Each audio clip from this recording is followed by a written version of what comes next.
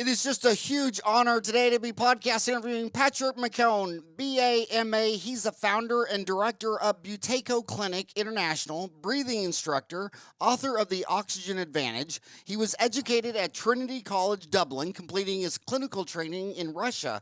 In 2002, he was accredited as a breathing coach by renowned physician Dr. Konstantin Buteyko. As a breathing coach, he's a fellow of the Royal Society of Biology. Patrick's work has appeared in the international medical journals and is published by top literary publishers. Since 2002, he's helped tens of thousands of people worldwide. His work focuses on breathing pattern disorders, craniofacial development, sleep-disordered breathing, and anxiety. He has trained elite military forces, SWAT teams, Olympic coaches, and athletes. He is breathing advisor to the Extreme Performance Training XPT program created by American big wave surfer Laird Hamilton, and has taught more than 700 breathing instructors across 45 countries. He regularly appears on popular podcasts including London's Real, Ben Greenfield, Penn Peluski, Warrior Soul, and Bulletproof. Patrick's newest book, The Breathing Cure, contains comprehensive research into breathing science. It offers practical applications for breathing exercises in a variety of health conditions, and it provides a unique series of exercises suitable for adults, children, and teens. The Breathing Cure develops ideas shared in Patrick's 2015 book, The Oxygen Advantage, including breathing exercises to increase oxygen delivery, improve sleep, and boost concentration. It has been described by the Australian naturopath Mem Beam as the definitive book on breathing. My gosh, I could read your bio for another 40 days and 40 nights. How are you doing, Patrick? Good. It's nearly embarrassing listening to the bio. I should have sent you in just a paragraph. I didn't realize it was so long until I heard you talking it out there. So all is good. All is good, Howard. How are you? Well, you know, it's so interesting. I posted your book on Dental Town. My gosh, profile in oral health, nose breathing for good health, fitness, and correct craniofacial development. You wrote an article for us back in 2013, and I posted your book, and it's just a big deal. I graduated from dental school in '87, Pat, and I have to tell you, sleep was never even mentioned. It wasn't even a word or a thing. And I became a dentist and never thought twice about this. And then about, I don't know, it was maybe 10 years after I graduated, maybe 95 or whatever, it just became a thing. And so a lot of dentists, and then when I decided for my midlife crisis I was going to run an Ironman, I started listening to all the other dentists that I did the Ironman with, and gosh, there's science on some of these pro athletes sleep and go up to Flagstaff and sleep really high altitude. Some of them have oxygen tents. The one thing I learned is so hard to do is that if you breathe through your mouth, it's not as well as breathing through your nose because it makes some nitric oxide or something. But man, this is serious. And I thought, well, you're the world expert, so let's get the man on the show and try to educate us all on all things breathing. Sure, I'll give it a go. You'll give it a go? Well, let's start with your book, the first one, not the brand new one. Let's go back a few years, 2016, The Oxygen Advantage, simple, scientifically proven breathing techniques to help you become healthier, slimmer, faster, and fitter. I remember there was this really famous influencer on TV, and her motto was, you need to eat, sleep, and breathe. And everybody, you say, do you know anybody that forgot to eat, sleep, and breathe? Like that was like duh, but it's more serious than it sounds, isn't it? Yeah, it's huge. I fell into this field of work primarily by accident. I was a kid growing up with asthma, and if you have asthma, you've normally got a stuffy nose, and if you have a stuffy nose, you are 1.8 times more likely to have sleep disorder breathing. So I had undiagnosed sleep apnea. The only reason I know that I had it was because when I stayed in student dorms, students would tell me that I was snoring, and then I completely stopped breathing. Now, I have to say this, Howard. It took me a hell of a lot of work to get through high school and into university. And I had constant fatigue, falling asleep at the desk, breathing problems. I was a chronic mouth breather, fast upper chest breather, and that also puts you in a fight or flight response. It was only by reading a newspaper article in 1997 that I learned of the importance of breathing through the nose. Now you can imagine, I had attended many dentists because I was about 24, 25 years of age at that time. Not one dentist had ever encouraged me to nasal breathe. They could have also have identified that I had sleep disorder breathing because it's easy. I have a very high narrow palate. I had a very narrow maxilla. I've had scalping on my tongue, and I had all the features that would be associated with high risk factors for sleep disorder breathing. But it wasn't just a dentist that I attended. No medical doctor questioned whether I might have sleep disorder breathing. And to be honest with you, I feel the same is happening today. That despite some brilliant dentists and brilliant doctors, the industry hasn't become aware of the impact, and it's really in the breathing cure. I wrote quite a lot of sections devoted to dentistry because it was my own personal story, and I wanted to show, as a lay person looking into the industry, the dentist has an enormous role to play, not just in teeth, not just in dental health, not just in orthodontics, but we're talking airway here, and we're talking sleep. And if we look at the impact of poor sleep patterns, even on pediatrics, a study by Karen Bonnock back in 2012, published in the journal Pediatrics, 11,000 children with sleep disorder breathing, if untreated by age 5, these kids had a 40% increased risk of special education needs by age 8. That's only one factor. Now, we also have to look at the connection between breathing and sleep disorder breathing. And that was a review that I wrote with 2 ear, nose, and throat doctors about a month ago. We had it published in the Journal of Clinical Medicine. And breathing is really, really vital, but getting it right. And many people, when they talk about the breath, they don't necessarily understand the basic physiology behind it. Breathing falls into a number of dimensions: biochemistry, biomechanics, resonance frequency breathing. But when you improve breathing patterns, you can improve sleep. And the start of it is to breathe in and out through the nose. It's still a lot of the older people. I'm 58. I still hear a lot of 58-year-old dentists saying, I think this sleep thing is a fad. And then you go to the other end of the spectrum. Yes, it's because they've never experienced it, Howard. You need to think of, it's like a politician having absolutely no understanding of what's happening in the real world because they're in their ivory towers. It's really important. I understand that sleep is big because I was there for 25 years, and I'll talk to any parent and I will say that your kid, if there is a risk of sleep disorder breathing, we do not thrive. And it's not just that, but our mental health is also affected. There's a huge relationship between obstructive sleep apnea, insomnia, and depression. And that's not taken into consideration.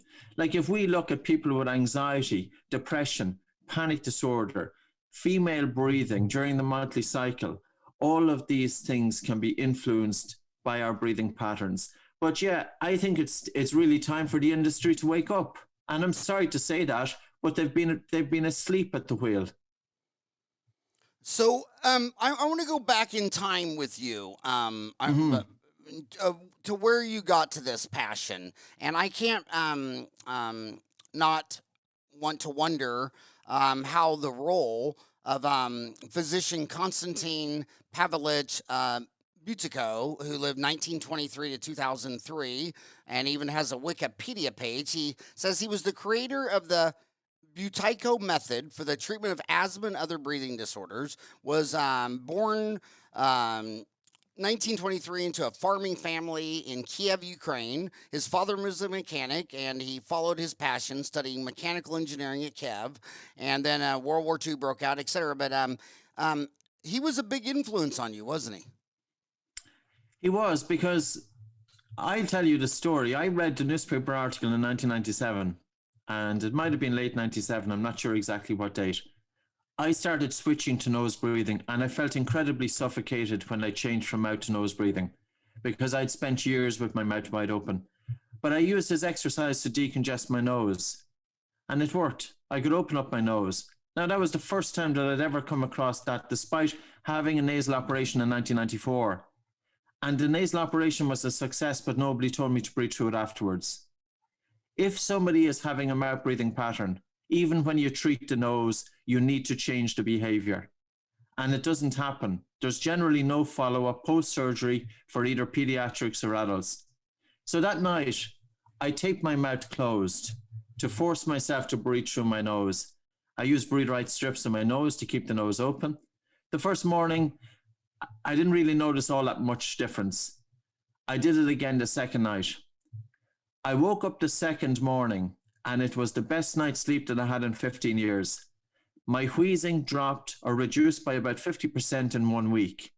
Now, I didn't immediately turn and change careers. I'd only spent 4 years doing a master's degree in a university in Dublin. It was a couple of years later. I was driving from one side of Ireland to the other. I was driving from Galway to Dublin, and an idea came into my head, and it just felt right that I was to change careers. And that's what genuinely happened. I called the Russian embassy. I made contact with Buteyko. I went over to him. I was accredited by him. And I have to say that the man really was onto something, because where everybody seemed to be in the Western world telling you to breathe more air and breathe harder and take fuller breaths, when I started breathing light, I felt calmer and I could influence the circulation in my hands. I always had cold hands and feet. I never realized that my faster and harder breathing was causing my blood vessels to constrict. Now, Buteyko, recently the CIA declassified material and the CIA were watching him, which is interesting. And they were watching him and another Soviet scientist because they thought, for example, that he was involved with extrasensory perception. So he was a very, very intelligent, highly intelligent individual. Now, breathing has moved on, and I have to say the Buteyko method is wonderful. His focus was primarily on the biochemistry. But when we think about breathing, we have to look at the biomechanics, and we also need to look at resonance frequency breathing. And we need to look at breathing in depth. And even when you look at sleep disorder breathing and sleep apnea, the whole field of sleep apnea has changed since 2013 with the recognition that it's not just anatomical, you know, that the airway is collapsing during sleep is not just because the airway is too narrow. There is one anatomical feature called peak crit, which refers to the suction pressure at which the airway collapses, but there is 3 non-anatomical characteristics. One of these non-anatomical characteristics is called loop gain. Individuals with high loop gain, of which 30% of the sleep apnea population, it means that anatomical interventions will not help these people, and anatomical interventions excluding mandibular advancement device. So it's very important that when patients, you know, when there's a treatment solution for a patient, that the treatment solution is tailored to the phenotypes of that patient. Another phenotype is low arousal threshold. This is insomnia. And this has the greatest risk of overall mortality in the individual. That there is an inverse relationship between risk of mortality and apneic events. It's actually people with the greatest risk of mortality have the shortest apneic events. And the reason that they have the shortest apneic events is because they are waking continuously and they're having unnecessary arousals and continuous sleep fragmentation due to the change in negative pressure in the airway and the change or increase in carbon dioxide. And then the fourth phenotype is upper airway recruitment. And this refers to how well are the upper airway dilator muscles working during sleep. But all of these can be impacted by breathing. And it comes back to nose breathing, it comes back to light breathing, slow breathing, and deep breathing. Now, this is the adult population. We have to look at another in terms of pediatrics. And, you know, children who are mouth breathing will very often have maybe enlarged adenoids. They can have sleep disorder breathing. Certainly mouth breathing is a contributory factor. The efficacy of tonsillectomy and adenoidectomy was first investigated in 2010, which I found absolutely amazing. But you can look for a paper by Buteyko that was published in the American Journal of Respiratory and Critical Care Medicine. 578 children. Only 27% of them had their sleep apnea completely resolved post-surgery. 73% of them continued to have sleep apnea. We have to ask this question. It's not just the size of the adenoids and tonsils which is causing sleep apnea in children, What about the airway? And this is a question that I put back to you. Do dentists have an important role to play in ensuring forward craniofacial growth for children to help maximize airway? And nasal breathing is key. Correct tongue resting posture is key. Myofunctional therapy is very important. And also devices and direction of growing the face and the airway for that child. And I really, I put watching my own daughter and putting her through orthodontics, and even in Galway, no orthodontist in Galway understood about craniofacial growth. And these orthodontists were young. My dentist here in Cullen, when I asked him about the impact of mouth breathing on childhood development and craniofacial features, he wasn't aware of it. He's not even 40 years of age. So that's what my drive is. My drive is to get information out there. And I'm not restricted because I'm not a dentist, so I can approach it from a different perspective. But it's vital, absolutely vital. And the dental industry has a tremendous and pivotal and important role to play. And I'm going to say this, as a man, I haven't been to a medical doctor in 20 years. That actually I've been once when I had to get a few stitches. But I visit my dentist every 6 months. Most men don't go to their medical doctor. So they're not going to be screened for breathing pattern disorders or for sleep disorder breathing, but they're going to their dentist all the time. And the dentist is looking into the mouth. And it's really time for medicine and dentistry to come together and for medical doctors to realize the role that dentists have to play here as investigators or screens, or at least highlighting that if there is a risk of sleep disorder breathing, let the patient know about it so that the patient can go and do something about it. You're absolutely right. I mean, the role of dentists and primary care physicians, I mean, that the NIH did a study on this and said that dentists and primary care physicians are the first line of detection and treatment for public health. And I mean, it just shows all the data on that. You know, one of the things I like to do is try to understand the whole unit. Like, is this a little niche market? Is this a broad market? And I look at your book, and it's been published in Italy, Netherlands, Japan, Hungary, Poland, Germany, Spain, Slovenia, Croatia, Taiwan, Saudi Arabia. I mean, you have an international. When you came out with this, there was an international praise and response to all this, and then the elites, like the NFL.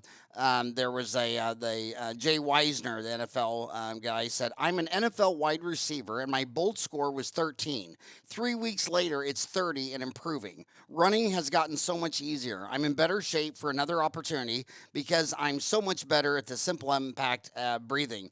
And I've done some podcasts with, let me see if I can find it real quick, with the NFL players.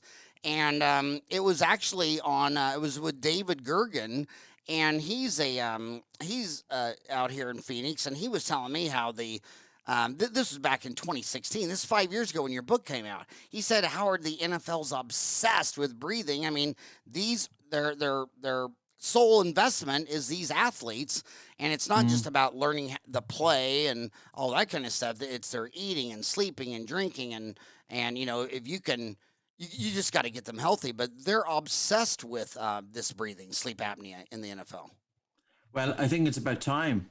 And, you know, you have to think of the bigger guys that they are going to be at a higher risk of sleep apnea. But how many of them are nasal breathing during sleep? And, you know, like if you were to get 10 books on sleep and read through them, how many books talk about the importance of nose breathing during sleep? Oh. And again, it's very much overlooked.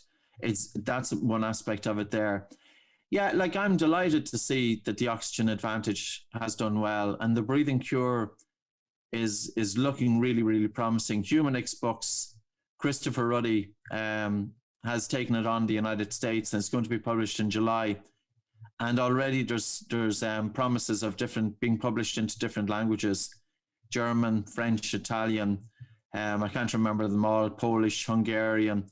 But yeah, it's really getting out there. Breathing is getting more attention. And I think it's important because breathing is not something just for fringes.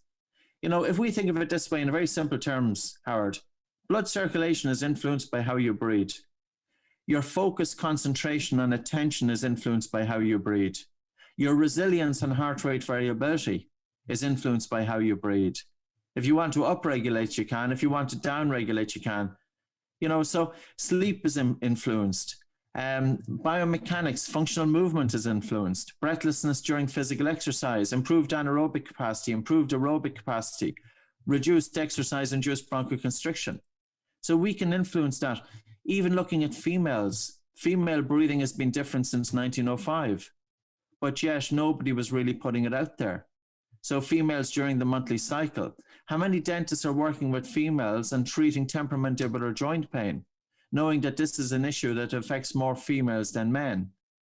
Are they taking into consideration the monthly cycle and the middle luteal to mid-follicular phases, days 10 to days 22, where progesterone and estrogen is increasing, and progesterone is a respiratory stimulant, breathing becomes faster and harder, carbon dioxide levels can drop by up to 25%, pain perception increases, pain thresholds lower, and the central nervous system is aroused. So, you know, there is a connection there, and you will have some females who are genetically predisposed to poor breathing, especially those with a little bit of anxiety, those with a little bit of panic disorder, those with breathing problems such as asthma. And coming back, 20% of the normal population are prone to dysfunctional breathing or breathing pattern disorders. A Cochrane review said 9.5%. Other reviews was 20%. In asthma, it's about 30%. And in anxiety, it's about 75%. So this is something that does affect us more than what we think.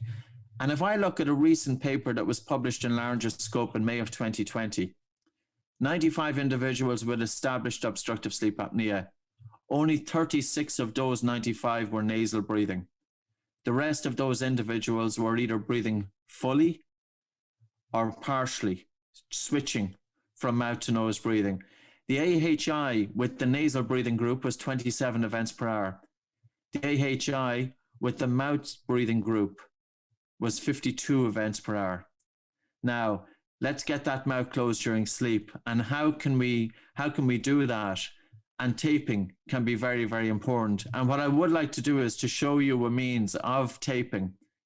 Because sometimes when people think about, oh my God, he's talking about taping the mouth, I'm not talking about taping across the lips. But what I'm doing is talking about bringing tape surrounding the mouth to bring the lips together. And I can show you a demonstration because it reduces the perceived risk that's associated with mouth taping. I'd love to see it. Absolutely.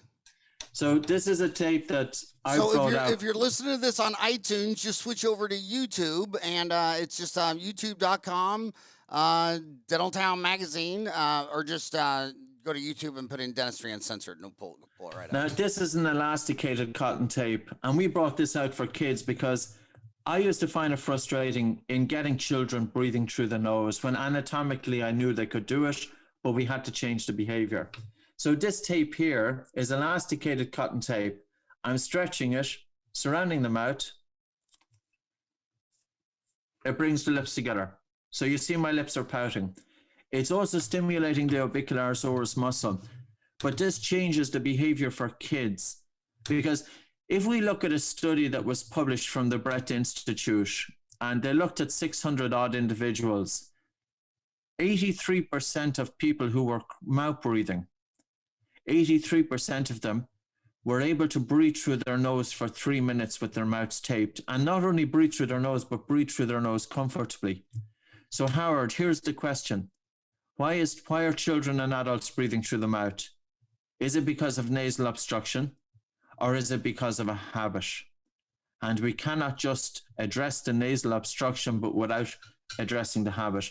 We need to look at both. And for children, when children come into us during the clinic, we have them taped up and we have them do all of the exercises because I want to establish, can that child anatomically breathe through their nose? Why does this child have the mouth open? And if it is a behavioral issue, we have to address that. And we have the children wear tape during the day for about half an hour to 90 minutes a day when they are distracted in order to change the behavior. So yeah, 20 years on, I've, made plenty of mistakes with breathing. But from that, you develop some experience and you start to see, you start to see what is working better than before. And that's great because we are all developing and breathing is developing. And certainly there's more and more research coming out, and it's highlighting the importance of it. Well, one of the things that blows my mind is just the fact of oxygen. I mean, 2/3 of the mass of the human body is oxygen. This makes the most abundant element by mass in the body. Much of that oxygen is part of water, H2O. Although there are more hydrogen atoms in the body than oxygen atoms, they account for significantly less mass. Oxygen is also the most abundant element in the Earth's crust at 47% by mass, and the third most common element in the universe because as stars burn hydrogen and helium, oxygen becomes more abundant. I mean, and I read something very bizarre and regarding fire. They think fire might only exist on Earth where there's life. They don't, other stars and can be gazillions times more hot, but they think fire is truly unique to Earth. I mean, so oxygen is, it's got to be the most hydrogen, helium, and oxygen. I mean, you got to figure that out with the human body or it's not going to work. Well, do you know, there's another gas we should be talking about, carbon dioxide, and discovered back in 1904 by Christian Bohr, a Danish physiologist, that it's the carbon dioxide pressure in the blood that is a catalyst for the release of oxygen from the red blood cells to tissues and organs. So remember when I said when I was breathing fast with my open mouth and breathing hard and people would know it, I had cold hands. I never realized that what was happening there was that I was breathing too hard, too fast, getting rid of too much carbon dioxide from the blood through the lungs, and this caused my blood circulation to be reduced. But not only that, carbon dioxide, when we remove too much carbon dioxide from the blood by breathing too hard, there's a left shift of the oxyhemoglobin dissociation curve.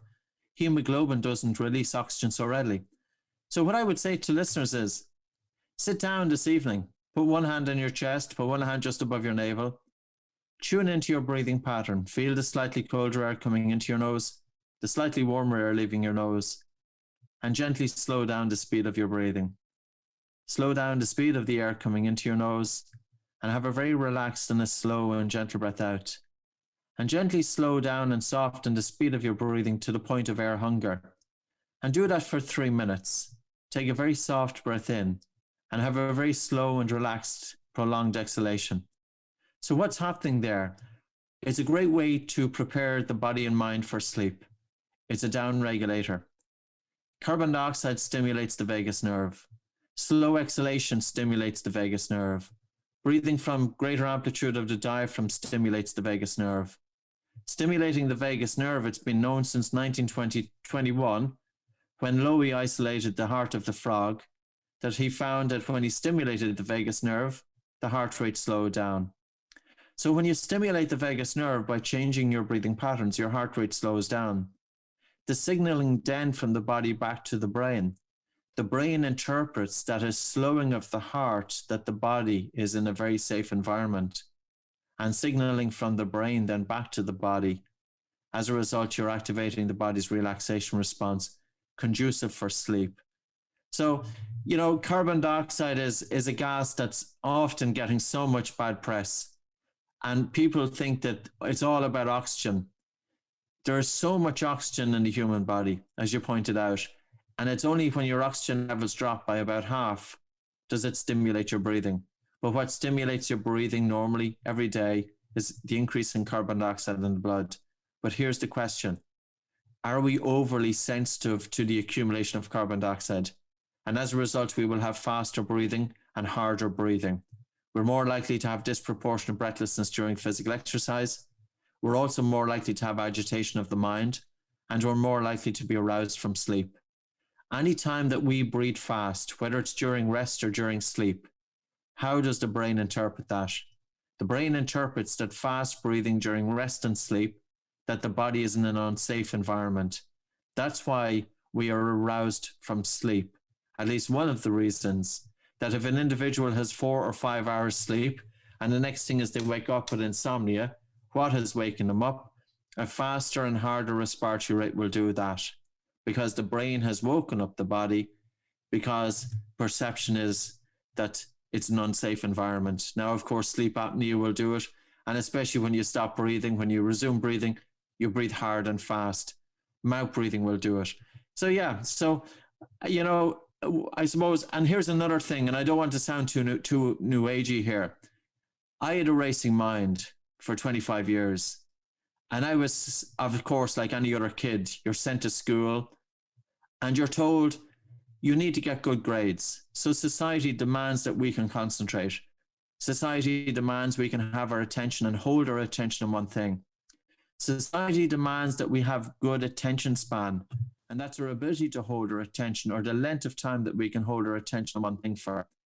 And we can get good grades if we have good concentration and good attention span. But nobody teaches us how to concentrate. You cannot concentrate if you have poor sleep, and you cannot concentrate if you've got poor breathing patterns. So kids with a genetic tendency towards a little bit of anxiety or panic disorder, or poor sleep problems or asthma, these kids are at a disadvantage. And these kids are labeled as less performing. These kids are not performing so well academically, not because these kids are not intelligent, but because these kids have a poor breathing pattern that's holding them back, and it's being overlooked. It's really time, and that's why my next focus is, I've written 9 books on this subject, and I never thought I could write 9 books on one subject of breathing, but I'm currently writing a book on focus and attention span and concentration. And I would say that the most important traits that we can use as human beings, from the time we're in school to going into whatever corporate world or sporting world or healthcare professional, into family life, no matter what endeavor we do, we need to be able to focus, and that's narrowing our attention to one thing. We need to be able to concentrate, holding our attention on one thing, and we need to be able to have a good attention span. And that is being diminished now, especially with social media and also with poor breathing patterns. When we consider 25 to 50% of studied children persistently mouth breathe. Why? Okay, so let me go to Dental Town under sleep. It's there's 50 forms, and the last one is starts with a T, TMD and occlusion, sleep apnea, snoring. He says, I have a 30-year-old female patient in a herp style appliance that she has broken 3 times. The last repair I added an anterior ramp, she broke it again. Can someone recommend a best appliance for bruxers? Dynaflex recommends a tap appliance. What has your work taught you about the association of sleep and bruxing? Grinding your teeth. Well, just like it seems to be without question that bruxing is related to a sleep disorder breathing. You know, so, but in terms of then, in looking at sleep disorder breathing, we have to be looking at a few things here. We have to be looking at narrowing down the phenotypes of sleep apnea. Does the person have a compromised airway? Does the person have high loop gain, for example? And high loop gain can be measured by using breath hold time during wakefulness. So you sit the person down, have her breathe in and out through her nose, pinch her nose and hold her breath, and time how many seconds that you can hold her breath for. You should be able to hold your breath for 25 seconds comfortably. It's not holding your breath for as long as you can. It's only taking a normal inhalation and exhalation and holding your nose and timing how long can you hold your breath for until you feel the first definite desire to breathe. Functional breathing is when you achieve 25 seconds. Dysfunctional breathing is when it's less than 25 seconds. Also taking into consideration this person's monthly cycle if she's younger. Now, postmenopausal women, sleep disorder breathing increases 200 to 300%. Is this person having her mouth open? Where's her tongue resting posture? Is she breathing from her chest? Is she breathing hard? Is she breathing fast? Is she breathing low? Is she breathing slow? So these are questions. Like, let's start off with snoring, Howard. If I make the sound of a snore through the mouth, it's going to go like this. Yeah? Mm-hmm. Now, if I close my mouth, can I snore through my mouth with my mouth closed? I don't know. With your mouth closed, it's pretty much impossible, okay? Okay. Okay. Nasal snoring goes like this. Okay, so there's turbulence in the nasopharynx. Now what I would like you to do is to keep your lips together, and I would like you to Breathe really slowly, taking a very slow, gentle breath coming into your nose and a slow, relaxed, gentle exhalation. And as you breathe slow, try and snore. So as you breathe slow, try and snore. You will find that it's more difficult. We need to look at the human airway not just from the point of view of anatomy. We need to approach it from the point of view of an engineer. No engineer is going to look at a pipe without considering flow. So if you have a female, she's breathing fast, she's breathing up her chest, she's breathing hard, there's increased resistance to her breathing there. If she's breathing through the mouth, there's 2.5 times more resistance during sleep than nasal breathing. Mouth breathing is connected with the upper chest. Upper chest breathing is reducing amplitude of the diaphragm. Reduced amplitude of the diaphragm is reducing lung volume. The throat is more liable to collapse. So I'm not saying that we can absolutely cure sleep apnea by changing breathing patterns, but I'm going to say this. Even though it has not been researched, we can make a considerable difference in terms of sleep disorder breathing. And that's why I put that review, and I wrote it with the two doctors, Carlos O'Connor and Dr. Plaza, really to start driving attention to this, because sometimes people will say to me, well, you're teaching the Buteyko method. I'm not just teaching the Buteyko method, I'm teaching functional breathing patterns. Is there a difference if you breathe through your nose versus your mouth during sleep? Yes. Is there a connection between the diaphragm breathing muscle and the upper airway dilator muscles? Yes. If you breathe through your nose, does it help to stabilize blood gases, including carbon dioxide? And with more stable carbon dioxide, the output from the brain to the upper airway dilator muscles is better. Correct. Nitric oxide plays a role. It's not fully known, but it's thought that nitric oxide as an endocrine messenger is playing some role in helping to maintain open airways. And you can only harness nasal nitric oxide by breathing through the nose. So when we start putting the points together and then asking the question, well, if we think of the upper airway as a collapsible tube, just like if we were to use an analogy of a paper tube, and if I suck hard through that paper tube, the increased negative pressure in the periphery of the walls of the tube is going to bring the tube in towards collapse. So let's start breathing nose, light, slow, and low. And you know the reason why this hasn't got out there, Howard? Why is that? I tell you, is because you can't make $1 million from it. That's why. Because I'll guarantee you one thing. If there was a huge promise of profit from teaching breathing exercises, I can guarantee you there will be plenty of people jumping on the bandwagon, but there's not. But here's the thing. Let's start putting money aside and talk about genuine health and giving people the tools to help themselves, and especially young kids, because these kids are going to meet so many challenges, and they have been let down. And they have been let down by medicine, and they have been let down by the industry, including the dental industry, which is such an important role to play, as I said. And I don't know, United States, you may be well ahead of where we are in Ireland. I will tell you this, the dental industry in Ireland is really decades behind where it should be. And they need to wake up. So how do you plan on fixing that? Well, that's why I write books. That's why I write books, because I learned back in 2002 that nobody wanted to listen to me. So I says, how am I going to get the information out to people who want it? And I said, I'll write a book. And I wrote the first book in 2003 called Close Your Mouth. And it's in the top 10 best-selling asthma books for the last 16 years on amazon.co.uk. I wrote other books, Anxiety Free, Buteyko Meets Dr. Mew, Sleep with Buteyko, The Oxygen Advantage, Always Breathe Correctly. And these books continue to sell to this day.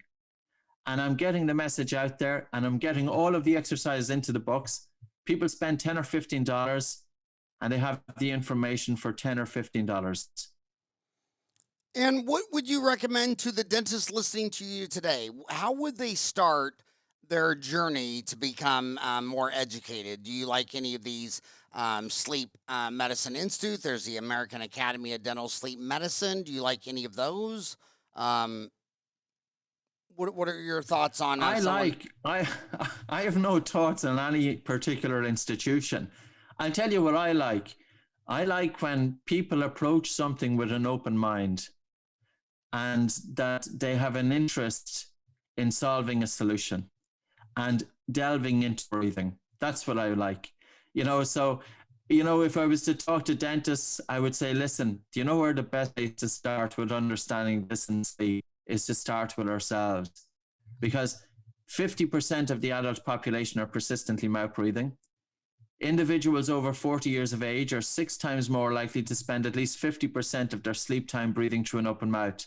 So many of your listeners are going to wake up with a dry mouth tomorrow morning. They're not likely to wake up feeling refreshed.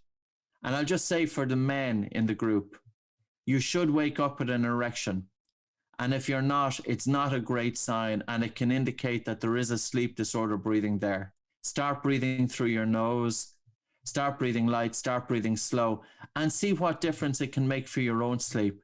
And this is the best way to do it. It's coming back to, why is it that dentists who have the most interest in pediatrics and development of the airways, when I speak to these dentists, Howard, what do you think drove them, or why did they become more interested in this field? Well, I tell you, it was when they started working with their own children. Because when you start working with your own children, you're seeing firsthand, you have the child in front of you for so many hours a day, and you're seeing whether the treatment is in the right direction or not. And are you seeing progress in your career on this? I mean, does it look like you're making a difference, or is it frustrating? Well, put it this way. When I went into my father-in-law in 2002, and I was giving up a corporate job and a company car and employees and everything else, and I told him, I'm going to change careers. And he said, what? And I said, breathing. He went white in the face. But let's talk about it. Nearly 20 years later, I'm still doing the same profession. And we're doing pretty all right. So the word is getting out there. So yeah, I'm really delighted with it. I'm very happy with how it's going. And we have still some way to go. And we do have brilliant dentists. And we do have brilliant orthodontists and medical doctors. But it's the industries, it's the dinosaurs. And it's the dinosaurs that are often in the universities, because these are the individuals should be passing the message and doing the research. It's not happening. So COVID, neither of us expected a pandemic, and yes, it's a respiratory disease. And I mean, just some of the common sense. I mean, even from comedians. I remember a comedian, Bill Maher, on a big politically incorrect show out here, said that he was switching from smoking marijuana to doing edibles. I mean, and there's a lot of people who claim they can't breathe behind this mask. And yes. So how has COVID affected breathing? Well, wearing a mask can be a little bit challenging for people, especially if they have dysfunctional breathing patterns or poor breathing. Carbon dioxide, if you have a mask on, you are exhaling carbon dioxide rich air into the mask. Carbon dioxide rich air is pooling, and then you're rebreathing that carbon dioxide rich air back into your lungs. You're increasing CO2 in the lungs, in the blood, and this is increasing a feeling of air hunger. So how does the person react to the feeling of air hunger? They react by breathing fast, shallow, and upper chest breathing. And this is the wrong way to breathe.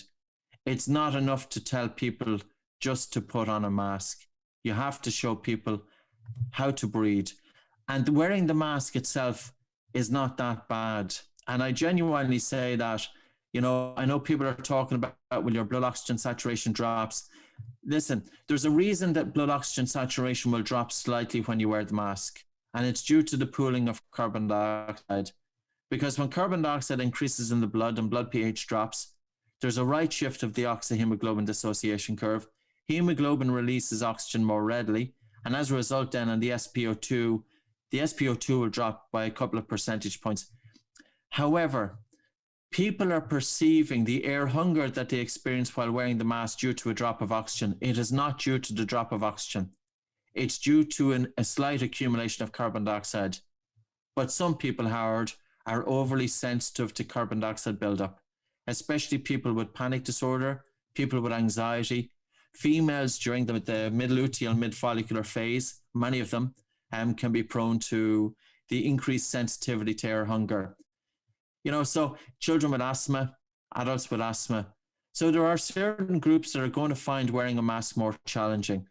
But when you are wearing the mask, don't breathe mouth fast and shallow, because all it is going to do is maintain that feeling of air hunger. Breathe nose, breathe slow and breathe low. I put a video up on YouTube for coronavirus back in March of 2020, 1 year ago. I never thought, like anybody else, that we would be talking about COVID 1 year later. But that video has had 800,000 views. And many people who've gone through COVID use those exercises in that video.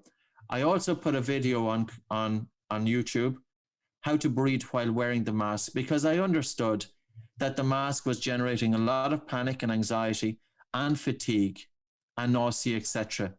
But it was because of the hyperventilation from people, their breathing changing in response to the feeling of air hunger.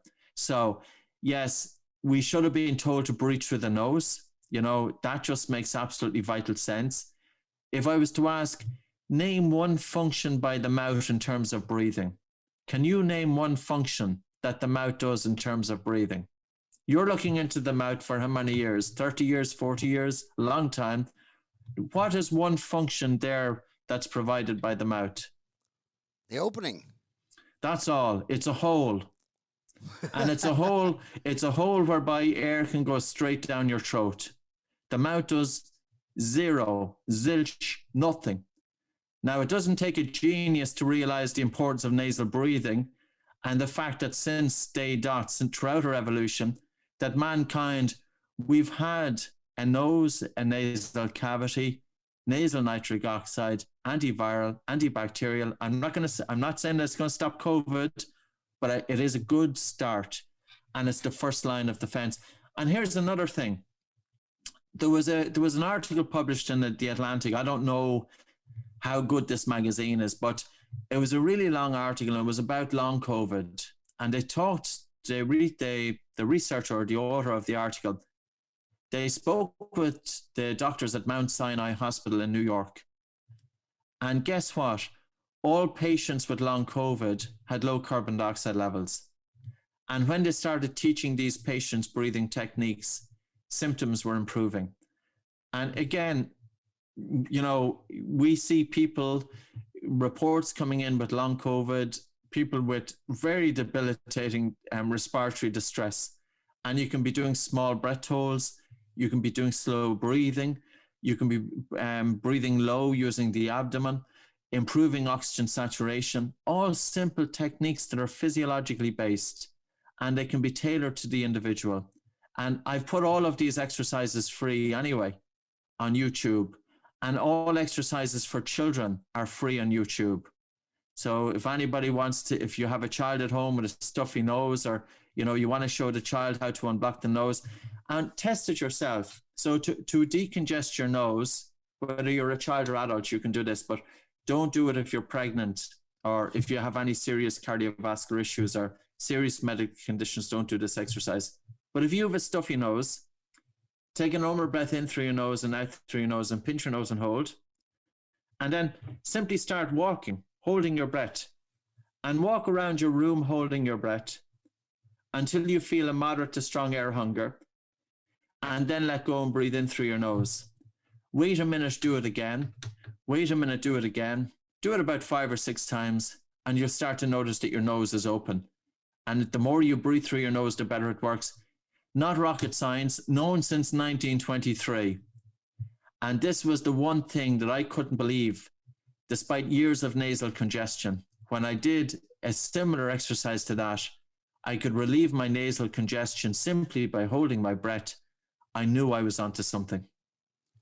So I love your new book, The Breathing Cure. Develop new habits for a healthier, happier, and longer life. 26 easy breathing exercises. But I love the review where you're saying, what you just asked me, noses are for breathing and mouths are for eating. I mean, it sounds so obvious, but Well, it's not. it's obvious, but as the fella says, common sense is not so common. But you say that a lot of, what did you say right here? That basically when people think that if they take a deep breath, they're going to raise the oxygen levels, and you're saying breathe light, breathe slow, breathe deep. Yes. So it's maybe counterintuitive to what they think when breathing. I mean, but I think most people get it. And I'll give you an example. I was going in to do an exam, and I always use this example because there's always points in your life that you'll remember. And I was nervous going in to do a finals exam back in 96, 97. 3 minutes before I went into the exam hall, I took a walk, and I took these full big breaths, because that's always what we hear, take a big breath. And that's what I did for 3 minutes, full big breaths. And I walked into the exam hall, and I was totally lightheaded and spaced out. And it was the wrong way to go in terms of doing an exam. Now, how should I have been? Number one is I should have had my mouth closed every night, all nights, and especially nights that I had an exam the next morning.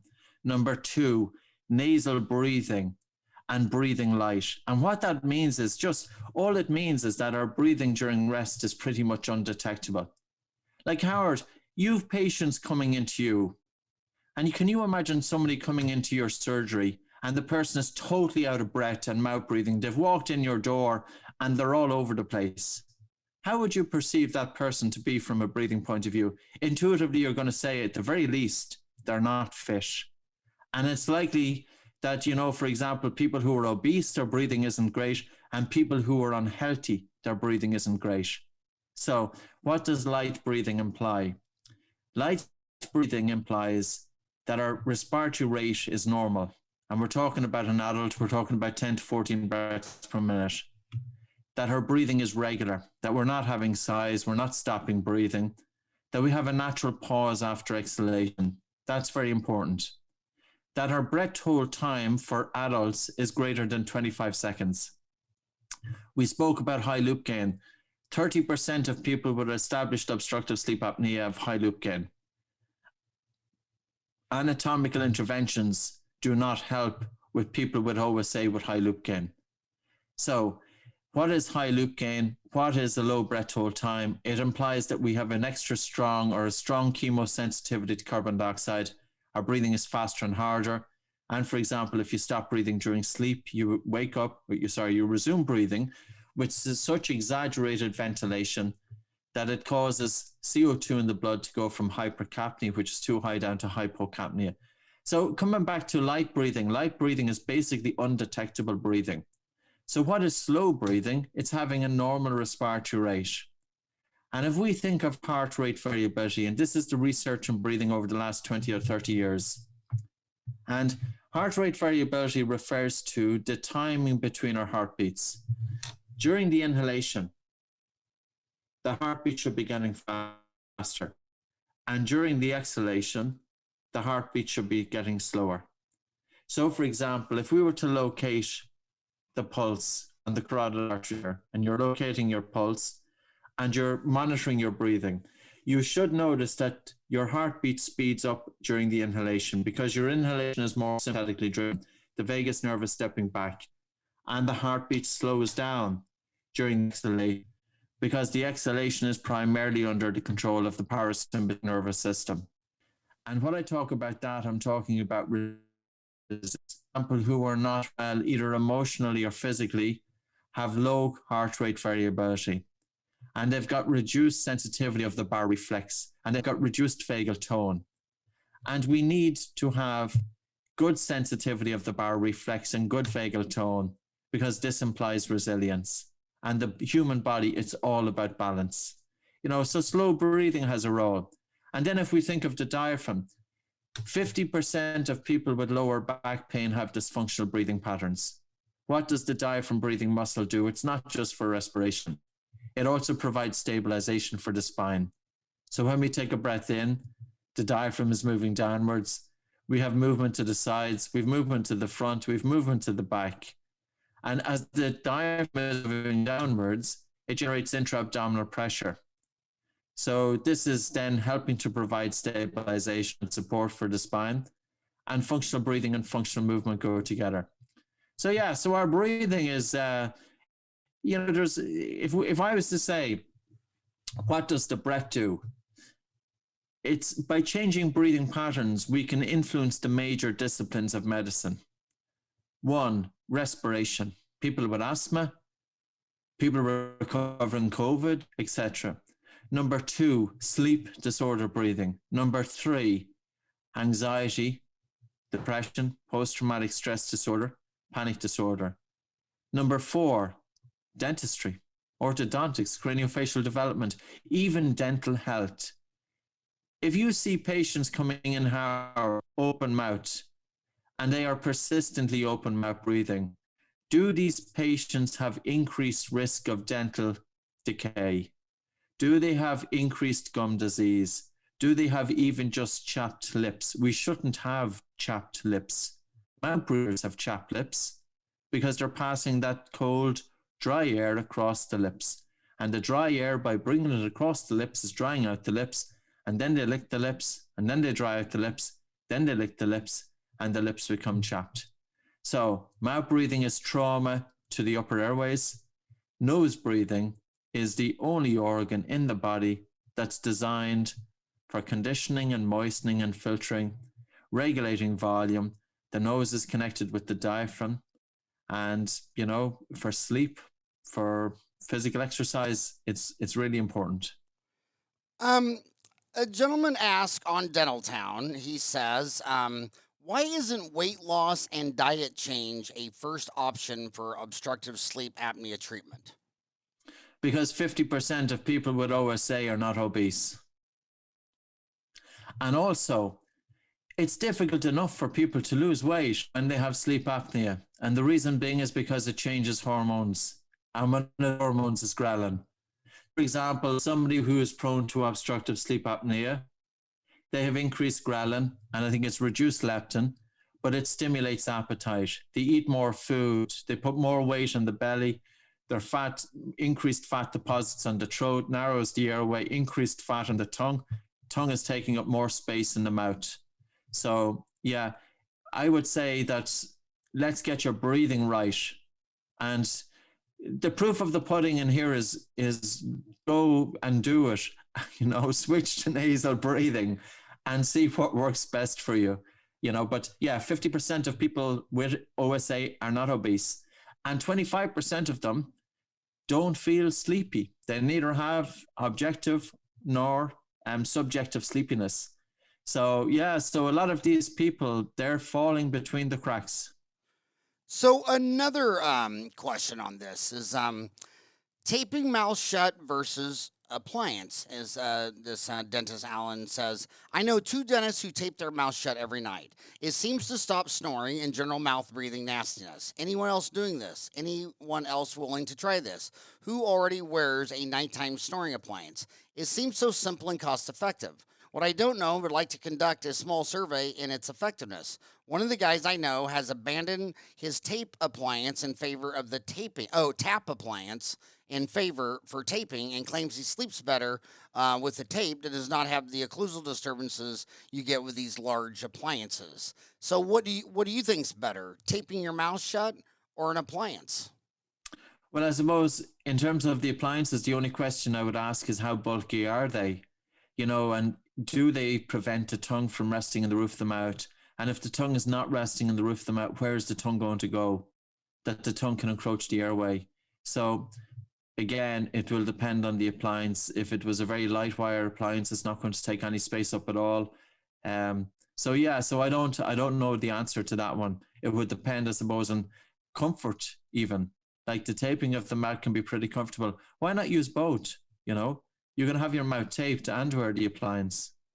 So, healthcare systems around the world in Ireland, in Ireland where you live in Galway, is this treated more with the physician with government insurance reimbursement, or is it more treated by the dentist? And does their dental insurance reimburse this type of treatment? In terms of breathing re-education, is it? Yeah. No, as I told you, like the dental industry in Ireland, and when it comes to breathing, is about 30 years behind. So I'm now nearly 50. So when I'm 80 years of age, I would expect the dental industry to be talking about the importance of nasal breathing. And you know what? I hope to be around. And yeah, when I'm sitting on my rocking chair, I'll be able to give advice when I'm 80 years of age. No, the industry, that's why I'm giving out about the industry. The industry is asleep, you know. You've got dinosaurs. You've got dinosaurs at the helm. How is it going to make any difference when you have people who are so close-minded that are not willing to investigate nasal breathing versus mouth breathing? And you know, I think it's shocking, and it's more shocking, Harold, because this is not new information. You know, even craniofacial development. Does the dental industry agree that children who have poor tongue resting posture and mouth breathing, does the dental industry agree that this can have negative implications on craniofacial development in children? In Ireland, no recognition whatsoever. But in the United States, I'm not talking about the good dentists, and I'm not talking about different organizations who know about functional dentistry. I'm talking about the big industry. Do they feel that there is some connection? Are they talking about it? And I will bet you that the answer is probably no. And it's going to take 50 years, but in that time, millions of children are suffering. And healthcare professionals have let them down. It's as simple as that. So I can't believe we went over an hour, but give us a COVID update. You know, it's a big wide world out there. Does it, in Ireland, from where you see it in Galway, do you see light at the end of the tunnel that we're over the mountaintop and we're going to descend back down to the way it was before, or is it still challenging day by day? What's it look like to you? It's still challenging. We have not even been able to vaccinate much of the population. So, you know, I don't know who's running what our health service here, but it's a total joke. And it's not because of the lack of money thrown at it, but we have not even, my mother, she's 81 years of age. She's just getting her second jab at the end of this month. 81 years of age. That's as far as we've got. So the whole country is in total lockdown still. No pubs are open. We're now allowed to travel within our counties. This was since last week. Before that, we could only travel 5 kilometers, which is 3 miles from our home. 3 miles. So all non-essential activity shut down. So you can imagine a small country of 4.5 million people. Who is going to pay for this? Because this is a recession, this is a depression, this is major anxiety, and it has been mishandled. You know, it has been mishandled as well. I understand the implications of the virus. I understand, of course, the threat it imposes. But we have been so slow in doing something about it. So slow. And I don't think the vaccination program will be rolled out here. I would say 6 months, it could be. So the States, you are months ahead of us. I spoke to somebody from California there, was it last week or the week before, and he was 40 or 50 years of age, and he already had his vaccination. No, so yeah, so we're behind the curve here. Yeah, almost everybody I know's already had both of their vaccinations. Yes, yeah. Not surprised. You know, what we need is, there's a guy called Michael O'Leary who runs an airline called Ryanair, and this guy is a great businessman. He set up one of the biggest airline operations in Europe, and he got a lot of ideas from Southwest. I think it's Herb Kelleher there. Yeah. But Ryanair, this guy is a good businessman. We need Michael O'Leary to go into our health service executive and to sack all of the dossers and the wasters and the guys that don't turn in of a Monday, and all of the management and the people who are just taking up time, and get rid of half of them and streamline it and bring in decent people, and then we'll have a good health service that won't cost us a fortune. Well, I tell you something else about it, and while I'm on this, we were building a children's hospital, and this children's hospital will turn out to be the most expensive children's hospital ever built in the world. So if you're telling me how are we doing in terms of COVID, I'll say get rid of the wasters inside of our health service, and we'll do a whole lot better. Have I done too much giving out, by the way? I don't like to talk about religion, sex, politics, or violence, but since you brought up sex with that I should always wake up with a heart on, I got to ask you, because I've noticed, I've been lecturing to dentists. I've lectured 1,000 times in 50 countries from 1990 to 2020.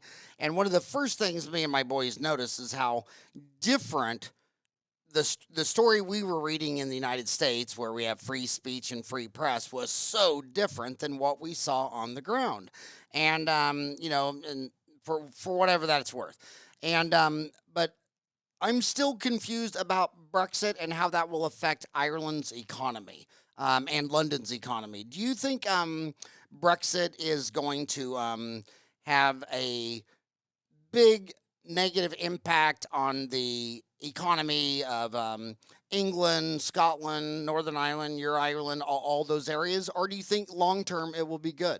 Do you think it was a good idea or a bad idea? And what's the economic impact? Well, I think the only reason that Brexit happened was because of a company called Cambridge Analytics, who were able to sway the voters sitting on the fence. And they also, Cambridge Analytics played a good role as well in terms of the American election. They put out a lot of information on social media and they were able to sway people. They were talking about don't let immigrants come in, all this. You know what? I think we've got an open economy, and Ireland, 40% of our trade is with the United Kingdom. And since Brexit has happened, today, for example, I bought door handles on Amazon.co.uk. And because of Brexit, I have increased tariffs and VAT duty coming in. We ship a lot of our products over to the UK, and half of the products aren't even getting over there. They're stopped now at borders and they're being sent back. So I will say to you, as somebody in a small little business, that it has been a nightmare, Brexit has. And I can only imagine if it was a big business. A lot of the finance from the City of London has now moved from London into Europe to get access to the European markets. You know, the world that we are in now is free trade, and especially with the UK, India, the European Union. And the European Union is not perfect by any stretch of the imagination. But staying in isolation is not ideal either. So I don't know what's the perfect solution here. But it's been a bit of a mess, I can tell you that. So you agree with the New York Times in that the Cambridge Analytica and Facebook scandal was what caused Trump and Brexit? Well, it seems to be. It seemed to definitely to be able to sway voters who were, it's like this. If you're on social media all day long, and every few minutes you're seeing this ad, our economy is doing poorly because we have so many people coming into the country. They're taking our jobs. And you're seeing this ad over and over, and different ads and different things and different messages, but all with the same team. That is going to sway. And there's no question that, politicians who spend the most money during their electoral campaign stand a greater chance of winning. And sometimes the spend was $1 million per day on social media. Now, that definitely has some influence. So then what do you think of Mark Zuckerberg and Facebook, or Mark Zuckerberg's handling of social media?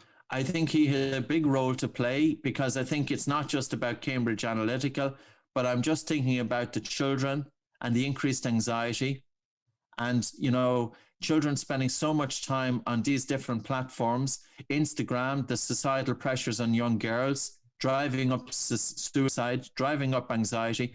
And let's face it, these social platforms are anything but social.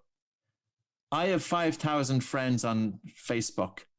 Do you think I know even 10 of them? Probably, that's about it. We're only going to have 5 or 10 friends at any time in our life. And if we have even 5 friends, we're doing pretty well. It's all a load of nonsense. And all it is it's the company has designed a platform that know the behavior of the individual, and that, hey, we are little rats in a cage, tapping the button, the like button. And recognition, people are competing against each other in terms of getting likes and followers. People are competing against themselves. People are seeing what a perfect image of what the other person's life is. It's driving up anxiety. And I will say this, we're in social media, we're on Facebook, and Instagram, etc., is the greatest load of nonsense ever developed.